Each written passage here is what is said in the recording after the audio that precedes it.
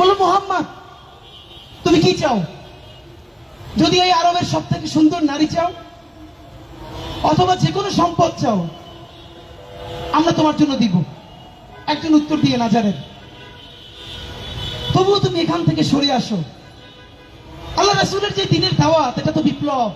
আল্লাহ রাসূল বললেন, লাওয়াদা আশ-শামসা ফি ইয়ামিনি ওয়াল কামারা ফি শিমালি, যদি পুরো সূর্য এসে ডান হাতে দাও, চন্দ্র এনে বাম হাতে দাও, তবু এই দিনের দাওয়াত থেকে আমি সরে যাব না। বন্ধুরা, এই তাওহীদের জমিন, ডেন্সলি পপুলেটেড ছোট্ট 56,000 বর্গমাইলের একটা জমিনে, 18 কোটি জনতার এই জমিনে শেরে বাংলা ভাসানী নবাব স্যার সলিমুল্লাহদের এই লড়াইয়ের পরে, সর্বশেষ শহীদ প্রেসিডেন্ট জিয়াউর রহমানের পরে আমরা দেশপ্রেমিক সৎ সাহসী কোন স্টেটসম্যান পাই নাই। গত 40 বছরে যারা এই জনপ্রিয় হয়েছে, এই জনপ্রিয়তারে সেল কইরা আমাদের দেশটার স্বাধীনতারে কেজি দরে বিক্রি করে দিছে।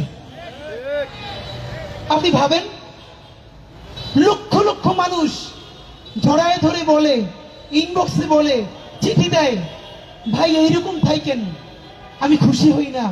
আমি ভাবি 18 কোটি মানুষ কি পরিমাণ হেল্পলেস, কতটা কণ্ঠহীন হলে, কতটা দুর্বল হলে সে দেখে এই জমিনের যত রাজনীতিবিদ কেউ তার কণ্ঠস্বর হয়ে কথা বলে না। যারাই সে ভালোবাসে সেই তারে বিক্রি করে দেয়। বন্ধুরা, আমি আমার সর্বোচ্চটা দিয়া একটু বলি। একজন ভদ্রমহিলা লাইভে এসে বলেছে, ওসমান হাদি 30 টাকার ডাল খাইতো, নুন খাইতো। এটুকু শুধু বলি, এটা কয়েকদিন পরে একটা আমরা ভিডিও বানাইতেছি, ভিডিওর নাম হবে আমি কে। 1 ঘন্টা ধরে আমি আমার জন্ম থেকে শুরু করে আজকে পর্যন্ত এই গল্প আমি বলবো। শুধু বলি, এই গণ অভ্যুত্থানের পরে যেই ছেলেরা মেয়েরা এখন পর্যন্ত দেশপ্রেমী পরিচিত, আল্লাহর অসীম রহমতে, ওসমান হাদির আব্বা আম্মার দোয়ায়, গণ অভ্যুত্থানের আগে ওসমান হাদির থেকে সচ্ছলতার জীবন আল্লাহ আর কাউরি দেয় নাই। আমি যখন ভার্সিটির ফার্স্ট ইয়ারে পড়ি, তখন থেকে সাইফুরসের পান্থপথ এবং মৌচাক ব্রাঞ্চের আমি সব থেকে জনপ্রিয় টিচারদের একজন।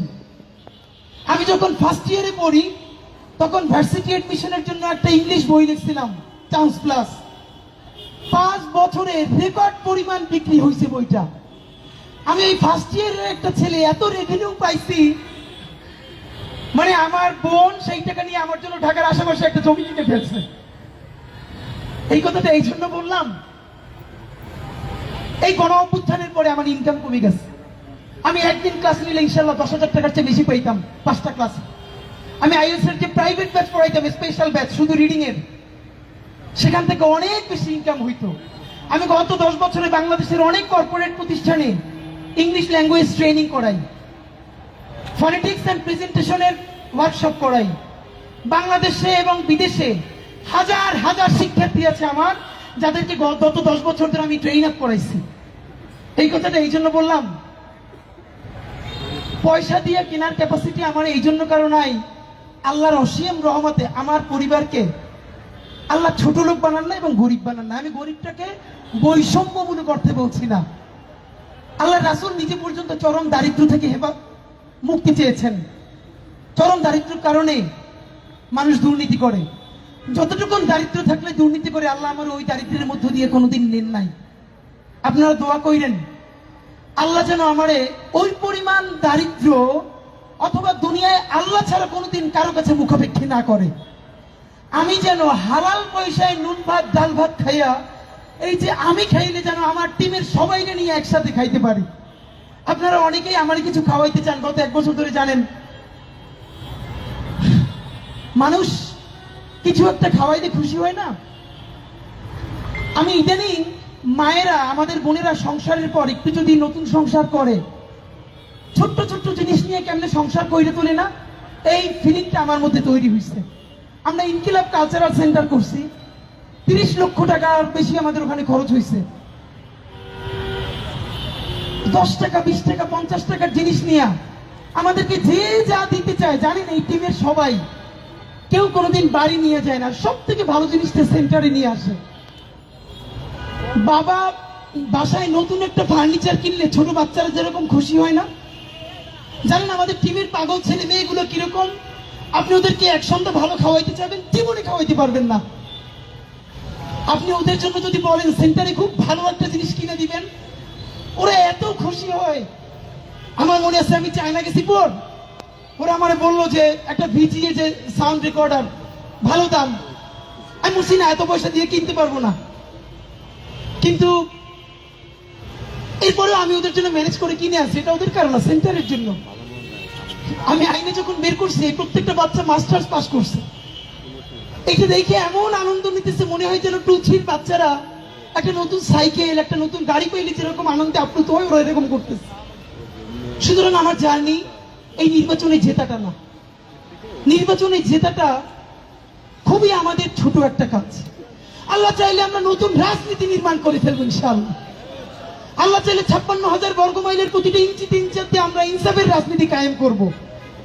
কেমনে জনগণের পয়সায় জনগণের রাজনীতি নির্মাণ করতে হয় সেই মডেল আমরা প্রতিষ্ঠা করবো ইনশাআল্লাহ। আমি আমার টিম যদি মরে যায়, বাংলাদেশে আমাদের এই মডেল এমন ভাবে দাঁড়াবে, নতুন কেউ রাজনীতি করতে হবে। ভাইরা আমার, যদি আমরা কখনো ভুল করি খেয়াল রাখবেন। অনেকে বলে ভাই আপনারা বিশ্বাস করি নিজের জীবনের চাইতেও বেশি, প্লিজ কোনোদিন ডিসঅনেস্ট হয়ে না। আপনাদেরকে আমি একটা কথা বলি, আমার এত বিশ্বাস আপনারা করবেন না। অন্ধভাবে নিজের সন্তানকেও বিশ্বাস করবেন না, অন্ধভাবে নিজের বাবা মা স্ত্রীকেও বিশ্বাস করবেন না। ভাইয়েরা, এক চক্ষু দিয়ে আমাদেরকে বিশ্বাস করবেন, অন্য চক্ষু আমাদেরকে পাহারা দেওয়ার জন্য রাখবেন। আমরা বিশ্বাস করে ধরা খাই, তবুও বিশ্বাস করা ছাড়া তো আমাদের আর কিছু নাই। কিন্তু একটা চোখ খোলা রাখবেন, যেদিনই ভুল করব, কোন বিচ্যুতি মনে হবে শুধরাই দিবেন, বলবেন ভাই এটা কিন্তু মনে হয় ভুল হচ্ছে। আমি, আমরা, আপনারা, বাংলাদেশের সবাই মিলে ইনশাআল্লাহ ঢাকা 8-এর এই রাজনীতিকে বাকি 299টা কনস্টিটিউতে ইনশাআল্লাহ পৌঁছে দিব। সুতরাং যেই নয়া সফর শুরু করলাম, আমাদেরকে কেউ থামাতে পারবে না।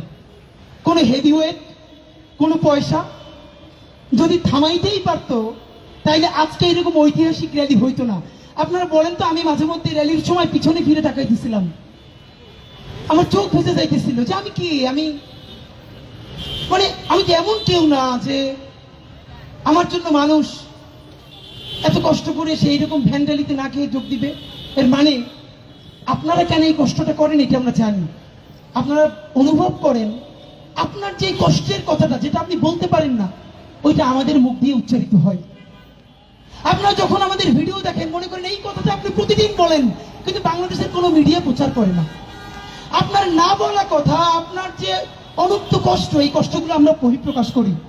দোয়া কইরেন মৃত্যুর দিন পর্যন্ত যেন বাংলাদেশ স্বাধীনতা, সার্বভৌমত্ব, 18 কোটি কণ্ঠহীন মানুষের কণ্ঠস্বর হয়ে আমরা শেষ নিঃশ্বাস ত্যাগ করতে পারি।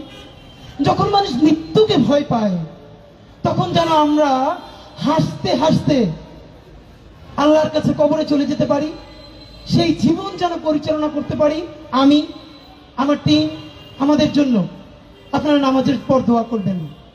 বাংলাদেশ জিন্দাবাদ, ইনকিলাব জিন্দাবাদ। ব্যক্তিগত কথা কোনো প্রোগ্রামে বলি নাই, আজকে বললাম যেহেতু গল্প শুনতে চান আপনারা। আপনাদেরকে অনেক লম্বা সময় বিরক্ত করার জন্য দুঃখিত।